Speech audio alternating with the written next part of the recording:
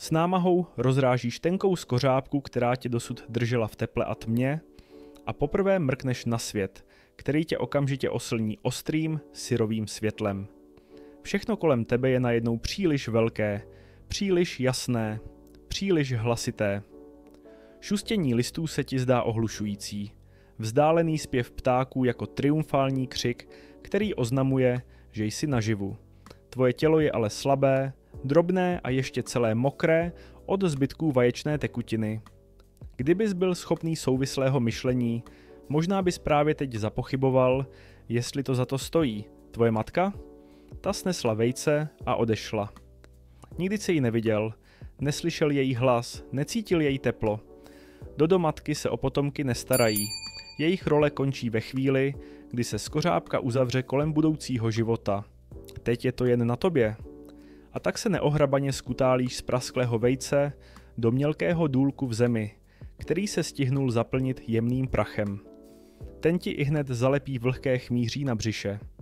Pokusíš se postavit, ale tvoje krátké, zakřivené nohy nejsou zrovna stavěné pro eleganci. Spíš připomínají dva zkroucené klacky, které se neustále snaží utéct každý jiným směrem. Po několika nemilosrdných pádech, při nichž si párkrát natlučeš zobák o tvrdý povrch, se ti podaří udržet balanc. Trochu se zavlníš, roztáhneš křídla, která ti jsou zatím naprosto k ničemu, jen aby ses nepřevrátil.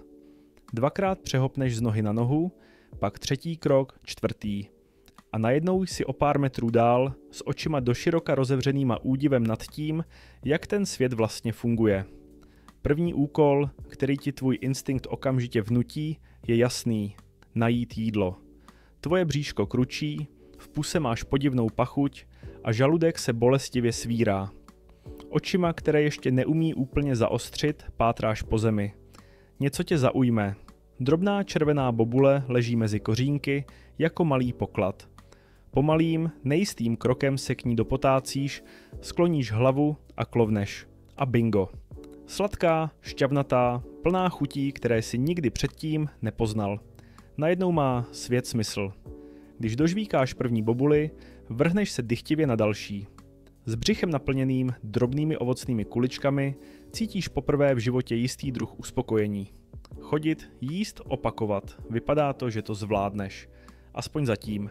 Uplyne několik dní a ty si už o poznání jistější. Nohy zesílily, už nejsou tak vratké a ty už nepadaš každé 3 kroky. Les, který tě obklopuje, se stal tvým hřištěm. Je plný zvuků, pachů a barev, které tě lákají.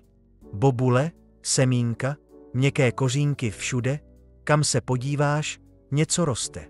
Naučil ses rychle rozeznat, které plody jsou nejlepší a které naopak radši nechat být. A pak je tu ještě ta prazvláštní záležitost s kameny. Tvrdé, chladné a rozhodně nechutné, ale když je polkneš, cítíš, že žaludek pak lépe zvládá rozmělnit to, co si do něj předtím naházel. Je to divné, to ano, ale když to funguje, proč se tím víc trápit? Sem tam narazíš na jiná mláďata Dodo. Přijdete k sobě, očucháte se, chvíli na sebe civíte, jako byste oba doufali, že vás něco oslnivě moudrého napadne, a pak se prostě každý vydáte svou cestou. Možná někdo z vás vydá lehce nechápavé zagdákání, ale to je asi tak véchol vašich sociálních interakcí. Týmová práce? To vás nezajímá. Každý tu jste proto, abyste jedli co nejvíc a doufali, že vám to vydrží. Kdo potřebuje přátelství, když má plný zobák bobulí? Čas plyne a z toho drobného, nemotorného kuřete se postupně stává velká, kulatá hrouda peří. Tvoje původní hubená tělesná schránka zmizela pod vrstvou měkkého tuku. Teď se loudáš lesem jako někdo, kdo tu vlastní každý kořen, každý keš i každý paprsek slunce. A proč ne? Nikdo tě nepronásleduje. Jídlo je na dosah zobáku, kamkoliv se podíváš. Život je pohodlný, jednoduchý a představa, že by to někdy mohlo být jinak, ti ani na vteřinu nepřijde na mysl. Když máš asi rok, máš svůj den vyladěný k dokonalosti. Ráno se probudíš a hned vyrazíš za jídlem. V poledne se svalíš do měkkého polštáře listí a prospíš horké hodiny. A večer se znovu pustíš do hledání. Už si opravdový mistr ve vybírání těch nejzralejších plodů, sem tam si zobneš i kamene, aby ti žaludek spokojeně pracoval. Efektivita by klidně mohla být tvé druhé jméno. Jediné, co tě pořád trochu znepokojuje, jsou tvá křídla. Pořád nic moc. Když jimi zamáváš, akorát rozvíříš prach kolem sebe a tak si to radši vzdal. Vznést se do vzduchu? K čemu, když všechno, co potřebuješ, máš tady na zemi? Procházky do nových koutů lesa jsou asi to nejodvážnější, co podnikáš. Většinou tam najdeš to, co všude jinde stromy, kořeny, bobule. Ale občas natrefíš na něco, co tě vytrhne z letargie. Třeba obzvlášť velký kámen nebo list podivného tvaru. Nic převratného, ale i to malinko ti stačí k tomu, aby byl den aspoň trochu zajímavý. Přesto se v tobě někde hluboko usadil slabý stín neklidu. Ostrov je tichý, až podezřele tichý. A je tu takový neodbytný pocit, že tahle idyla nebude trvat věčně. Netušíš proč, neumíš to pojmenovat, jen to v tobě tiše hlodá. Prozatím ale život plyne dál. Jíš, spíš, loudáš se pod stromy a dny se valí jeden za druhým jako vůny na pobřeží. Jestli se má něco pokazit, zatím se to nestalo. Tak proč se tím zatěžovat? Jednoho rána vyrazíš po své obvyklé trase mezi hustými keři, kde víš, že rostou nejšťavnatější bobule. Tvé tělo je těžké a spokojené, nohy se líně sunou vpřed a ty se každou chvíli zastavuješ, aby sklovl do něčeho sladkého. Je to rutina, kterou znáš tak dobře, že bys ji mohl projít se zavřenýma očima. Ale dnes je něco jinak. Když se dostaneš na malé vyvýšené místo mezi kořeny, odkud je vidět daleko přes stromy až k moři, všimneš si, že obzor už není prázdný. Tam, kde bývala jen modrá hladina, se teď pohupují podivné tvary. Velké, hranaté, tmavé. Několik dřevěných lodí líně kolébajících se na vývinách. Přimhouříš oči, ale nic víc se neděje. Stojíš tam ještě chvíli, pak si řekneš, že to nejspíš nic není a vrátíš se k tomu, co je pro tebe důležité – hledání jídla. Zrovna cépeš do zobáku sousto ořechů, když se ozvou nové zvuky. Kroky, křik, něco mezi radostným hlaholem a zmateným rozkazováním. Nakloníš hlavu a zvědavě vykoukneš zpoza listí. A tam na břehu, tam, kde dřív nebylo nic než mořský příboj, teď hemží zvláštní tvorové. Velcí, hluční, v pestrobarevných cárech látky, na nohách něco, co není kůže ani dráp, a v rukou dlouhé klacky, které nosí s podivnou důležitostí. Sleduješ je, jak lezou z lodí, šplouchají vodou a pak se rozcházejí po ostrově. Každý jejich krok je nejistý, těžkopádný, jako by nikdy předtím nechodili po pevnině. Když narazí na keš nebo nízký strom, neobejdou ho, useknou ho. Když se zastaví, rozhlédnou se, pak složí hromadu klacků, kterou v zápětí podpálí. Oheň vyšlehne do výšky a ty fascinovaně sleduješ oranžové jazyky, které olizují vzduch. Je to krásné i děsivé zároveň. Pak tě jeden z těch tvorů zahlédne. Udělá krok tvým směrem a ty stojíš naprosto klidně. Proč bys měl utíkat? Nic ti tady přece nikdy neublížilo. Zamrkáš na něj, čekáš, co udělá. A pak to přijde. Prostě tě popadne. Pevně, surově, jako bys byl jen pytel brambor. Najednou visíš ve vzduchu, nohy ti komicky téčí do stran a tvé křídla bezmocně máchají. Sejece se ti rozbuší tak, že máš pocit, že vyletí zobákem ven. Hlava ti klesne, oči se setkají s jeho. Chvilku tě zkoumá, naklání hlavu sem a tam, pak ti věnuje pohled, ze kterého ti po zádech přeběhne ledový mráz. Jakoby se ptal sám sebe, opéct ho hned, nebo si ho nejdřív naložím, ještě nikdy ses necítil tak poníženě, tak vydaný na pospas. Pak tě s mlasknutím postaví zpět na zem. Nohy se ti podlomí, ale rychle se vzpamatuješ a zmizíš mezi stromy rychleji, než bys kdy věřil, že dokážeš. Jenže ten pocit, to semínko strachu, se v tobě uhnízdí. Tito tvorové nejsou jako cokoliv, co jsi dosud znal. A brzy zjistíš, že to, co přišlo s nimi, je ještě horší. Další dny jsou jeden velký zmatek. Tito lidé, ať už jsou to kdo chtějí být, se na tvém ostrově rozlézají jako mravenci. Kácí stromy, staví další ohně, jejich smích a křik je slyšet na míle daleko. Přitáhli s sebou ale i jiné tvory. Malé, pískající krysy, které se hemží všude po lese. Lezou do hnízd a kradou vejce Dodo s takovou samozřejmostí, jako by to byl jejich vlastní majetek. Velká prasata se prohánějí pod rostem, ryjí čenichem do půdy a vyhrabávají kořeny, které si měl tak rád. Ničí mladé rostlinky, lámou nízké větve a nechávají za sebou jen zoranou, špinavou spoušť. Dokonce i ve větvích je teď živo. Skupiny opic poskakují mezi korunami a teřhají ovoce dřív, než se k němu dostaneš.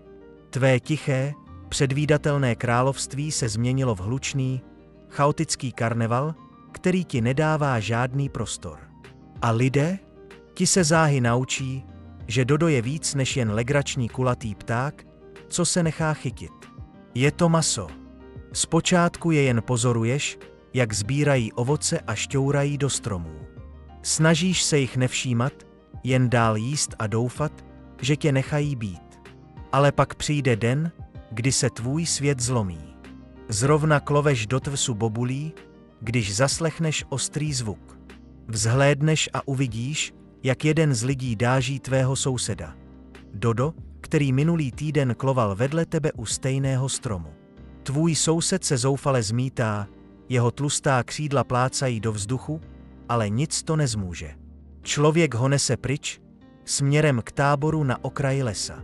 Sleduješ je, dokud nezmizí mezi stromy. Pak čekáš.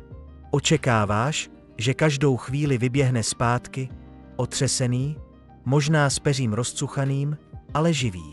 Jenže on se nevrací. Místo toho se vzduchem lájin nový pach. Těžký, mastný, trochu sladký. Dým z ohně, který tě kdysi fascinoval, teď nese něco víc. Maso, spálené peří.